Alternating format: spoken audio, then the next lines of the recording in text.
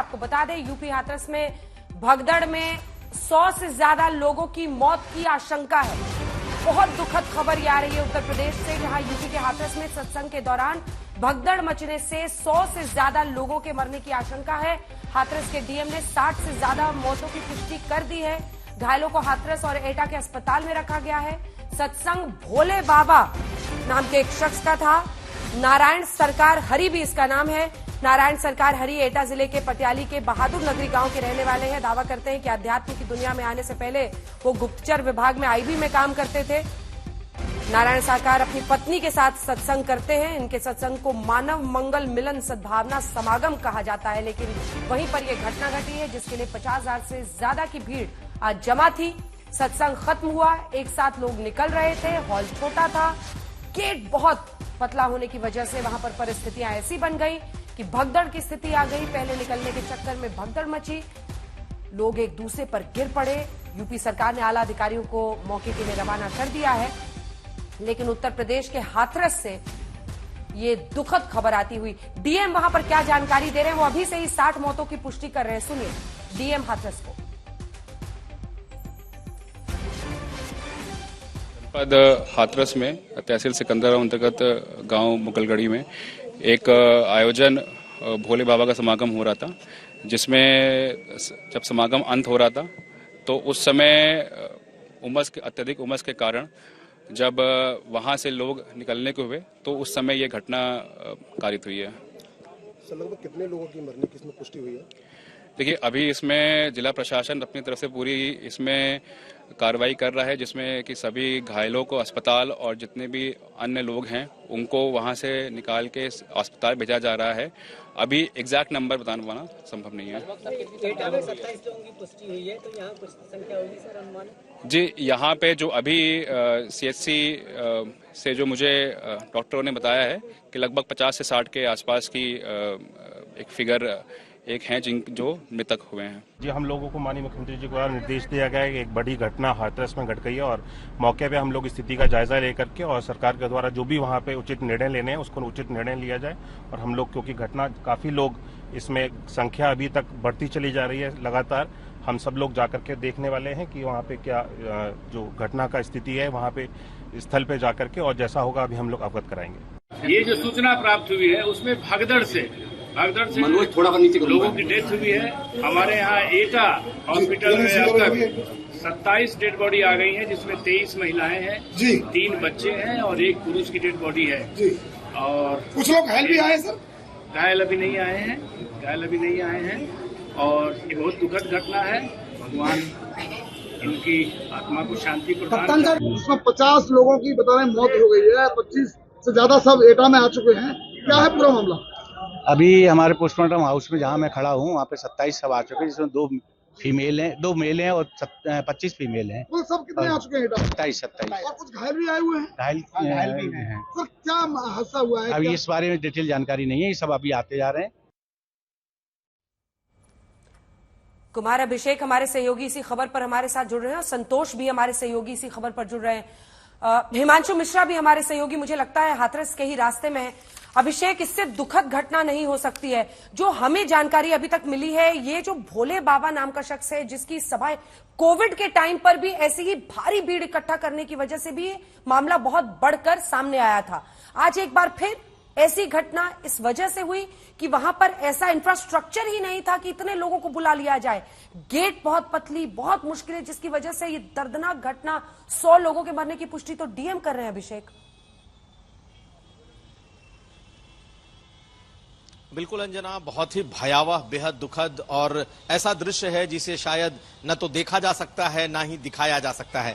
बच्चों और महिलाओं की मौत सबसे ज्यादा है और जो मौतें हुई हैं अगर प्रत्यक्षदर्शियों के हिसाब से देखा जाए तो जिस वक्त ये बाबा बाहर निकला है अपनी गाड़ी से, उसके पीछे, चूंकि डीएम ने भी इस बात को कहा है कि बहुत ही ज्यादा उमस और गर्मी थी, उसके बाद लोगों का हुजूम निकलना शुरू हुआ है और जैसे ही वो लोग बाहर आने शुरू हुए हैं, रास्ता बिल्कुल संकरा था जिससे निकलने का जो गेट था, 50,000 से ज्यादा लोग जुटे हुए थे। आप अंदाजा लगाइए कि जैसे ही उनके बाबा निकले, ये उसके पीछे लोगों का हुजूम निकला है और पास के नाले में लोग गिरते गए हैं और उनके ऊपर एक के बाद एक लोग गिरते चले गए हैं।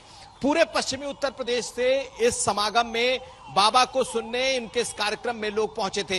ज्यादातर गरीब गांव के लोग, दलित, ऐसी बिरादरियां हैं जिनका जो इस बाबा को सुनने आई और आज के इस हादसे का शिकार हुई हैं। देखिए अंजना, जैसे कि जानकारी मिल रही है कि ये कोविड में भी इन्होंने बड़ा समागम किया था। फर्रुखाबाद में भी 2 साल पहले कार्यक्रम में भगदड़ जैसी स्थिति बनी थी, हालांकि बाल उस कार्यक्रम में चीजें बच गई थी, लेकिन आज वो घटना घट गई है। लेकिन बड़ा सवाल ये भी खड़ा होता है कि आखिर प्रशासन एक सेकंड आपको रोक रही हूँ आपको। लक्ष्मी नारायण चौधरी जो कि मंत्री है यूपी सरकार में, वो इस वक्त हमारे साथ फोन लाइन पर जुड़ रहे हैं। मंत्री साहब, किस तरह की जानकारी देने की स्थिति में आप हैं? कितने लोगों के मारे जाने की आशंका है? 60 की कंफर्मेशन डीएम कर रहे हैं। देखिए, अभी करेक्ट फिगर नहीं दी जा सकती। मैं एटा पहुंचा हूं तो मुख्यमंत्री जी ने निर्देश दिया है कि हमारे सामने इस समय प्राथमिकता है मृतकों के पोस्टमार्टम और घायलों के उपचार की। इसी में पूरा प्रशासन लगा दिया है, सीएमओ लग रहे हैं, आईजी, कमिश्नर सब लग रहे हैं, एडीजी और कमिश्नर की अध्यक्षता में कमेटी बना दी गई है। निष्पक्ष जांच होगी, कार्रवाई की जाएगी जो भी दोषी होंगे। और इस समय सरकार ने आर्थिक सहायता के रूप में घायलों को 50,000 रुपए प्रत्येक घायल को और मृतक के परिवार को 2 लाख रुपए देने के लिए मुझे मुख्यमंत्री जी निर्देश दिए हैं। कल आप बता रहे हैं जी मंत्री जी, आप कह रहे हैं कि मुख्यमंत्री जी कल घटनास्थल पर खुद आएंगे। इसके बारे में भी जानकारी फिर से दे दीजिए। और आप अगर वहां पहुंच गए हैं तो क्या परिस्थितियां हैं, कितने लोग घायल हैं, कहां कहां इलाज चल रहा है, क्या व्यवस्थाएं आप लोग करा रहे हैं? देखिए, इलाज अलीगढ़ हॉस्पिटल में चल रहा है, हाथरस भेजे हैं, एटा हॉस्पिटल में इलाज चल रहा है, सिकंदराबाद, सब जगह चारों तरफ एम्बुलेंस लगा दी गई है घायलों के उपचार के लिए और पोस्टमार्टम भी कराए जा रहे हैं। इस समय मैं एटा हॉस्पिटल में बस प्रवेश करने वाला हूँ और इसके बाद ही पूरी जानकारी दे सकते हैं। मैं आ गया हूँ, यहाँ सारे अधिकारी भी मौजूद हैं। अच्छा, ये बताइए मंत्री जी, मैं अभी तो ये स्थिति है कि आप लोग वॉर फुटिंग पर राहत कार्य में लगे हुए हैं, लेकिन यही भोले बाबा उर्फ नारायण सरकार हरी है जो 2 साल पहले देश में कोरोना की लहर चल रही थी। उत्तर प्रदेश के फर्रुखाबाद में 2022 में सत्संग का आयोजन किया। 50 लोगों का परमिशन था और आपको पता है 50,000 लोग पहुंच गए थे, लेकिन कोई कार्रवाई इनके खिलाफ नहीं हुई। वहां पर इंफ्रास्ट्रक्चर ही नहीं था सर इतने लोगों को बुलाने का। लोगों की जान खतरे में पड़ गई। हाँ मंत्री जी, आवाज आ रही है? मैंने बताया ये धार्मिक प्रवचन था, इसलिए इसमें कमिश्नर और इनके एडीजी के नेतृत्व में टीम बना दी गई है। जो भी दोषी होगा उनके खिलाफ कार्रवाई की जाएगी। लेकिन इस समय हमारे सामने प्राथमिकता तो घायलों के उपचार की है, प्राथमिकता हमारे सामने पोस्टमार्टम कराने की है। अब इस समय हम इसमें पहले प्राथमिकता देंगे ना घायलों के उपचार में, पोस्टमार्टम में। और मैंने बताया कि मृतकों के परिवार को 2 लाख रुपए और घायलों को 50,000 रुपए हम दे रहे हैं। ठीक है। अच्छा, ये बताइए कितने अस्पतालों में इनका इलाज चल रहा है अभी मंत्री साहब? क्या वहां पर इंफ्रास्ट्रक्चर है, हॉस्पिटल्स इतने हैं या कहीं लखनऊ भी भेजेंगे? एटा के हॉस्पिटल में इलाज चल रहा है, अलीगढ़ में इलाज चल रहा है, हाथरस में इलाज चल रहा है, आगरा भी भेजे हैं। चारों तरफ एम्बुलेंस लगी है, सारे अधिकारी प्रशासन हमारा मौजूद है, सारे सीएमओ लगे हुए हैं, सभी एम्बुलेंस लगा दी गई है चारों जिलों की। मंत्री जी, आप बता रहे थे कल मुख्यमंत्री खुद यहाँ पर आएंगे, हाथरस आएंगे? हाँ, मुख्यमंत्री जी कल सुबह घटना स्थल पे आएंगे। और क्या उन्होंने निर्देश दिए हैं आपको? मुझे निर्देश दिए हैं कि घायलों को 50,000 रुपए और परिवारों को 2 लाख रुपए का मुआवजा। और इस समय प्रत्येक घायल के उपचार की व्यवस्था चारों तरफ हो रही है। ठीक है, चूंकि ऐसा नाजुक वक्त है और आपको अपनी जिम्मेदारी निभाना है इस वक्त। धन्यवाद। आप घड़ी में समाज को और प्रशासन और सरकार को सबको ही पीड़ित परिवारों के साथ खड़ा होना चाहिए। बहुत धन्यवाद आपका हमारे साथ जुड़ने के लिए। और कम से कम इलाज उन तमाम लोगों को इस वक्त ढंग से मुहैया कराई जाए जो घायल स्थिति में है।